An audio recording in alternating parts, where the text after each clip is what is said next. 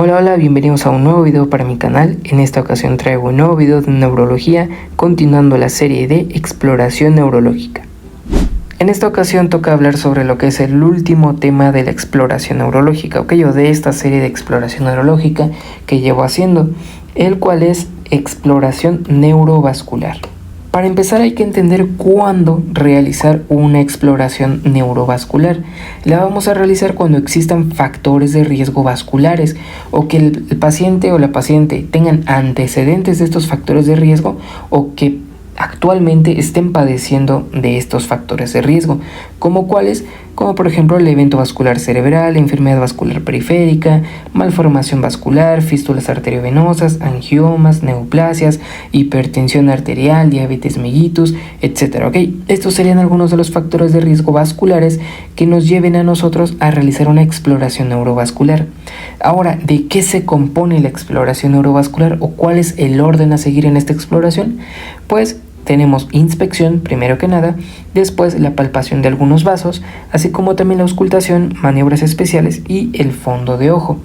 Ahora, ¿qué arterias son las que están involucradas en una exploración neurovascular? ¿O cuáles son las que vamos a ponerle más atención a la hora de realizar la exploración? Pues primero tenemos a las arterias carótidas, a nivel del cuello. Estas arterias carótidas, recordemos que pues se dividen en una arteria carótida externa y una arteria carótida interna. La arteria carótida externa también es importante porque nos da la arteria temporal, que pues también se llega a palpar o a ver en ciertos casos en la sien frontal, entonces también esa es muy importante.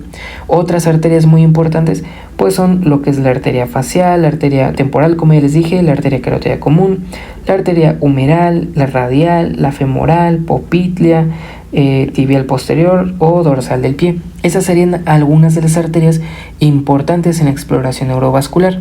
Entonces, empezando con la inspección, las arterias que más nos van a interesar a la hora de la inspección, pues van a ser la arteria temporal y la arteria carótida común. ¿Por qué? Porque en casos de una dilatación aneurismática, estos vasos a nivel de la sien frontal y a nivel del cuello van a estar dilatados, En casos, pues como les digo, de una dilatación aneurismática.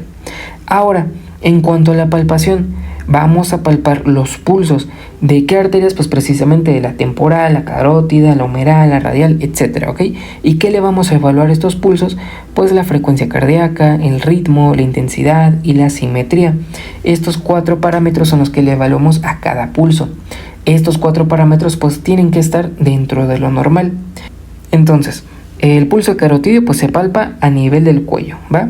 El pulso radial pues a nivel del antebrazo, mientras que por ejemplo los pulsos inguinales, popítulos y pedios, más que nada estos se llegan a evaluar en lo que es enfermedad arterial periférica, EBC o diabetes mellitus, así como también hipertensión arterial. Si los pacientes cuentan con estos factores de riesgo, pues ahora sí, pues también se pueden implementar esta exploración de estos pulsos, inguinales, popítulos y pedios.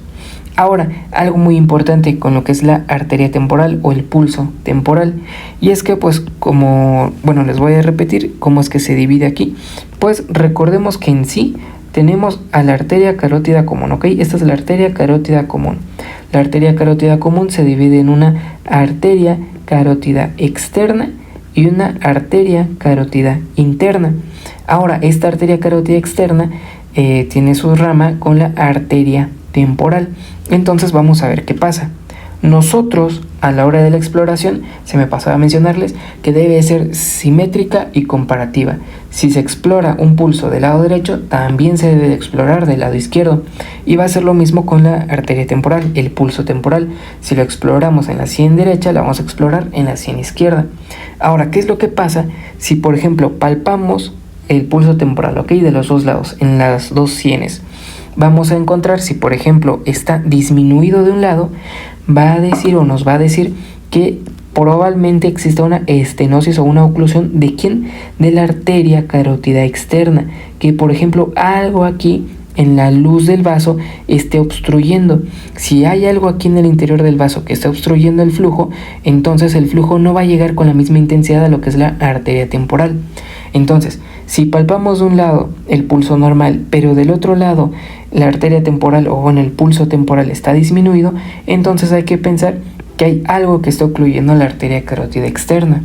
Ahora, ¿qué pasa? De igual forma exploramos o estamos explorando los dos pulsos temporales. Y si, por ejemplo, de un lado encontramos una asimetría, que por ejemplo ahora la arteria temporal esté aumentado o que los vasos estén aumentados, entonces probablemente nos indique que existe una estenosis u oclusión, pero ahora de la arteria carótida interna. Si por ejemplo, entonces dijimos que si estaba disminuido, lo más probable es de que hubiera un problema a nivel de la arteria carótida externa. Pero en este caso, si está aumentado, por ejemplo, el pulso de la arteria temporal, o que por ejemplo existe una dilatación a este nivel arterial, entonces hay algo en la arteria carótida interna. ¿Por qué? Porque por lo general, pues obviamente la sangre pues se divide en dos, ¿no? Pues uno a la carótida externa y otro a la carótida interna. Pero si hay algo que esté ocupando la arteria carótida interna, entonces el flujo que iba a ir acá, ahora se va acá como una circulación colateral, ¿ok? Entonces, como no puede pasar a la arteria carótida interna, entonces se va como circulación colateral a la arteria temporal. Por ende, en estos casos está aumentado el pulso acá. Y pues esto sería como que lo más importante a la hora de llegar a realizar una palpación de los pulsos, ¿ok? En la exploración neurovascular. Ahora continuando con la toma de presión arterial. La toma de la presión arterial se recomienda realizar en las dos extremidades, ¿ok? Y realizado tanto acostado y sentado. Esto para buscar si existe una hipotensión ortostática. Esta es una condición en la que la presión arterial disminuye al pasar pues cierto periodo de tiempo sentado o acostado, y que ocurre al ponerse de pie. Es más o menos esto de que cuando por ejemplo están mucho tiempo acostados o sentados y que se paran rápidamente, pues como que se empiezan como a marear, ¿ok? Eso será la hipotensión ortostática. Por lo general existen mecanismos fisiológicos que impiden que suceda esto, que impiden que nosotros cuando nos paremos o estemos acostados y nos paramos, pues impide que nos mareemos, ¿ok? Impide la hipotensión ortostática. Pero si está presente esta hipotensión ortostática, así es como se presenta. Estamos acostados o estamos sentados y nos paramos rápidamente y pues como que nos mareamos. Entonces precisamente en la exploración neurovascular vamos a ver si existe precisamente pues esta hipotensión ortostática. ¿Cómo? Pues con la toma de presión arterial en las dos extremidades, acostado y sentado.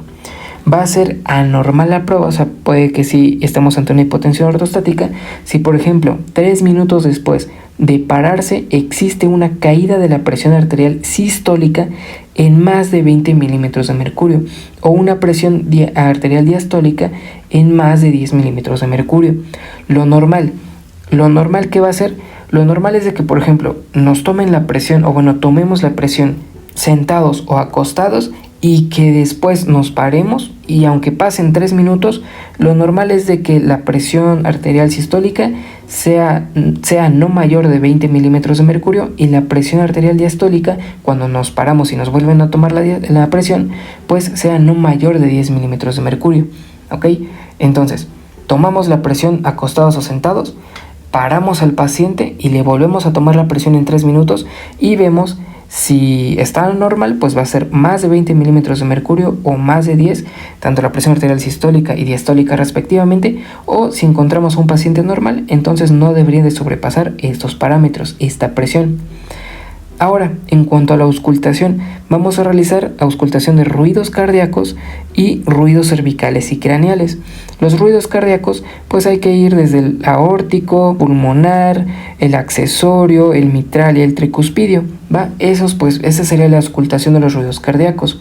Ahora, en cuanto a los ruidos cervicales y craneales, también existen ruidos, pero pues normalmente se llegan a escuchar cuando estamos ante soplos, ¿ok? O sea, normalmente pues no se llegan a escuchar estos ruidos cervicales o craneales, pero sí se llegan a escuchar en casos de un soplo. ¿Cómo lo vamos a evaluar?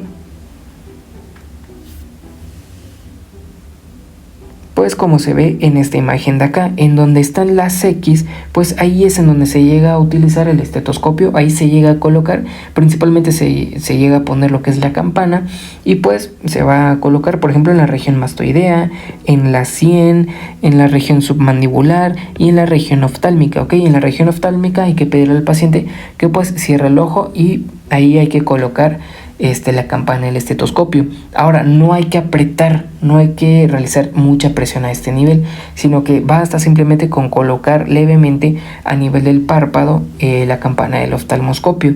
Y como les digo, se va a llegar a escuchar algo, o bueno, se va a llegar a percibir un sonido cuando estemos ante una alteración, ¿ok? Vamos a llegar a percibir soplos. Ahora, cuando estemos ante un soplo, ¿qué es lo que vamos a evaluarle? Pues bien, para empezar, un soplo es un ruido producido cuando la sangre fluye a través del corazón o vasos sanguíneos de forma turbulenta, ¿ok? Por lo general, pues la sangre tiene que ir de forma suave y fluida a través de los vasos sanguíneos, pero cuando existe un soplo, normalmente el soplo se genera por los ruidos. ¿Por qué? Porque la sangre va de forma turbulenta. Al chocar mucho con las paredes arteriales genera este ruido, ¿ok? Este soplo. ¿Cómo las vamos a evaluar? Pues bien, realizando esta clasificación. Bueno, hay que revisar esta clasificación. Vamos a evaluar los soplos de acuerdo a la intensidad, el tono, la ubicación, fase del ciclo cardíaco y la duración. ¿Va? De acuerdo a estos parámetros le vamos a asignar pues las características a los soplos. Ahora, ¿qué causas de soplos vamos a encontrar? Pues por estenosis leve, que aproximadamente es el menos del 50%, o una estenosis severa, ¿ok? ¿A qué me refiero con estenosis? De que, por ejemplo, tengamos aquí la arteria y que pues esté parcialmente ocluida, ¿ok? Eso sería pues como la estenosis. Y también algunas de las otras causas de lo que son los soplos pues son una compresión vascular. ¿Cuáles son algunas causas de la compresión vascular? Pues costilla cervical supernumeraria, o sea que exista una costilla de más a nivel cervical, anomalías de la primera costilla, más que nada anatómicas, o también de la clavícula, contracturas musculares, hipertonía del músculo escaleno anterior, porque recordemos que entre el anterior y el medio pasan muchos vasos. Entonces cuando hay una hipertonía de este músculo, pues se llegan a apretar o a comprimir estos vasos. Y pues para ver o verificar que exista una compresión vascular, realizamos maniobras. ¿Qué maniobras vamos a realizar? Pues la maniobra de hiperextensión del cuello o de Addison. La maniobra de hiperextensión del cuello pues se realiza con el paciente sentado, una vista al frente y que extienda la cabeza hacia atrás, ¿ok? Que la lleve hacia atrás, que lleve su cabeza hacia atrás.